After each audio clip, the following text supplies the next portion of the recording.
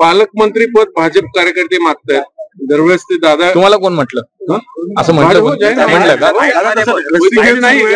दोन्ही दादांमध्ये जो शेवटी आमच्याकडं बाबा या स्तरावरती काही ठरत नसतं.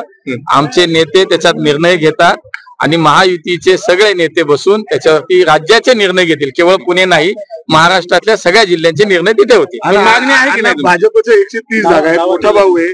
त्याचबरोबर म्हणजे चंद्रकांत दादा म्हणजे जिल्ह्यात सगळ्यात मोठ्या लीडनी ते झालेत, अजितदादांपेक्षा जास्त. तर दादांनी म्हणजे चंद्रकांत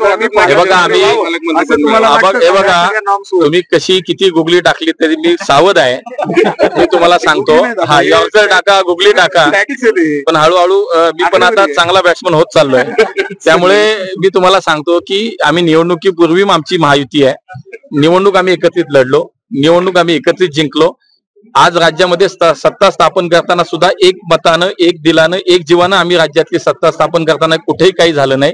आणि त्यामुळे आता पालकमंत्री खाते वाटप सुद्धा एक मतानं झालं. कुठं दिसलं काय तुम्हाला? नाही. आणि त्यामुळे आता ज्या त्या जिल्ह्याचे पालकमंत्री ठरवताना सुद्धा एकमतानंच होतील. कुठेही शंका माझ्या मनात आहे, तुम्ही ठेवू नका.